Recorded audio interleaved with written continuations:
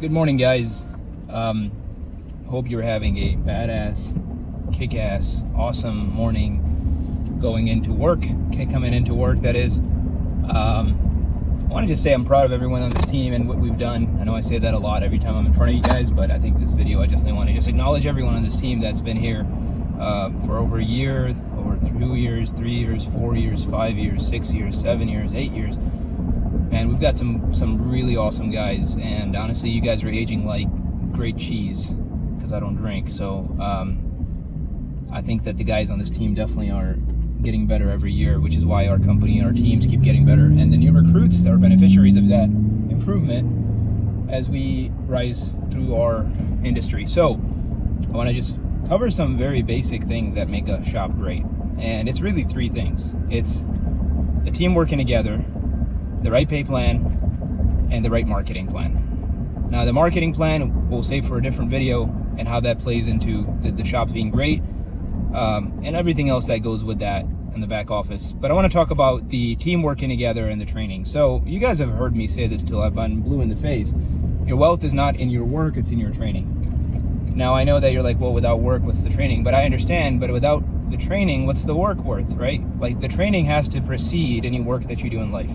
It just cannot be in a place where you're going to work and not get ahead when you're not the best trained person in the world. I was watching, some of these Olympic highlights, and I was thinking to myself, how much these guys and girls train to perform for the 10, 20, 30 seconds, a minute, at the most 5 minutes if they're running like a mile or something. How many hours, hundreds of hours, thousands of hours these people have had to train to perform on that track for the few seconds or minutes that they're up there. And I think that we admire people like that. If you watch any sports, which I don't, but if you watch someone like Steph Curry or whoever the heck else, Tiger Woods, whatever you're into, you'll have the same exact situation, man. Like, you admire people that train more than they perform, and yet we do the opposite. We're like, well, let me just put this work in. It's the Dream Cruise, by the way, so it's a little crazy. Let me just go to work, right? You don't look at yourself as a professional, which is why your records and your paycheck is not that of a top 5%er in the industry.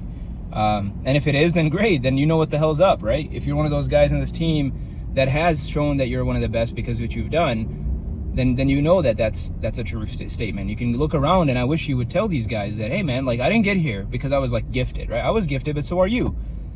Like, if you're one of those guys on this team that's killing it, doing 50, 60, 70 hours, selling 30, 40, 50, 60K in a week, being able to manage a $3-4 million operation, being able to lead the team, being able to show that it isn't a fluke that you can do 100,000 in a week. You know what I'm talking about. You've had to train tremendously as a person, as a human being. You've had to train your soul. You've had to train your habits. You've had to train your friends or gotten rid of them. You've had to watch videos, take notes, go to conferences. You've had to look at your defeats and audit them and say, why did I drop that sale? Why did I have this 1-star review? Why do I have this broken engine that I should have diagnosed properly the first time? Why did this car come back 4 times for the same problem? Why? And you sit there until you get the answer so you don't repeat it. And the same thing in management. If you're having guys not perform, why is it? Is it because of me, right? Why is my team not stepping up? Why aren't they doing their work? Why aren't they trying and failing? Why are they not getting the numbers that we said we would be getting? Why, right? That's the question, why? And the answer is always the same. You've seen that in a video. The answer is always the same. More training, better training, more frequent training, higher intensity training, just going back to the basics, man. And the basics of all things is just going back to training. Like, you're never going to be good enough, and if you think you are, then you're going to be staying right where you are. Why am I not going up the ranks? I hear this every now and so often from one of you guys, and that says, hey man, I feel like I'm plateauing. Yeah, well, how much have you read, bro? How many books did you read, right? How many videos have you watched? How often have you sat in on trainings? And if you're like, well, Zane, you don't call me on training, then why don't you text me and say, hey man, why don't we set up a training event? Because I have guys do that, and we sure as hell do. It's not like a fluke. Stop thinking, like Jim Rohn says, don't bring your need to the marketplace, bring your seed to the marketplace, right? Dude, nobody cares. I'm sorry. I care, my team cares, you guys care, but outside of this company, nobody cares if our children starve. Nobody cares. People are in so much issues themselves. They're not out here thinking, how can I help Joe get more money?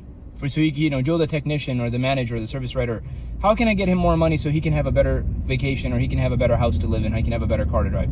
Dude, nobody's thinking about that. What they're thinking about is, who can fix my car the best, the fastest, the cleanest, and I can pay them money.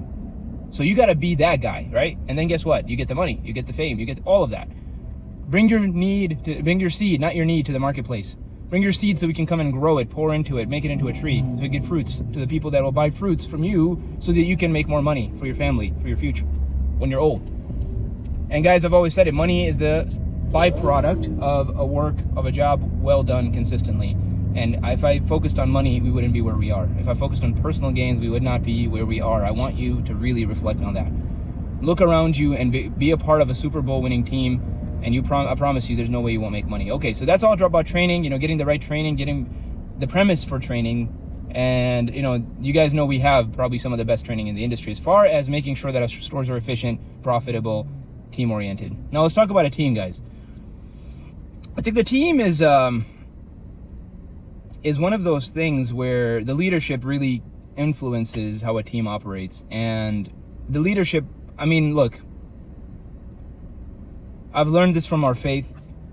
I'm just gonna say it. I think, we follow our religion of Islam, which, I don't get much into because I try to stay as neutral as possible. But there's an occasion where an emissary came from a foreign country and they were looking for the Prophet Muhammad, peace be upon him, and they could not identify him when they came to see who he was. And when the emissary returned back to the place he came from, and I believe it was Persia at the time, this is in the 7th century, he went to his king or his sultan, whatever, and he said, I did not believe what I saw. This man is not a king. And he blends amongst his people because everybody around him behaves in an honorable way such that you would think everybody was Muhammad. Everybody is honored. Everybody is a leader around him. Everybody has that energy that you would expect from a high-level leader. Now, of course, when he did meet the Prophet, he did saw that, oh my gosh, this guy is, obviously very special, peace be upon him.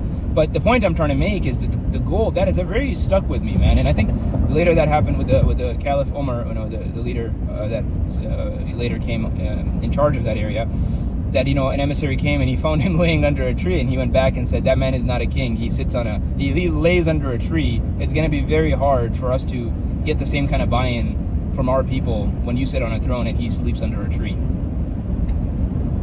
I think I could sit here and talk about leadership and getting people to buy in, but I would just say this: you can't fake character, and you can't fake genuineness, right? Like, people sense that. If you're somebody who likes fine wine and et cetera, and your people are in a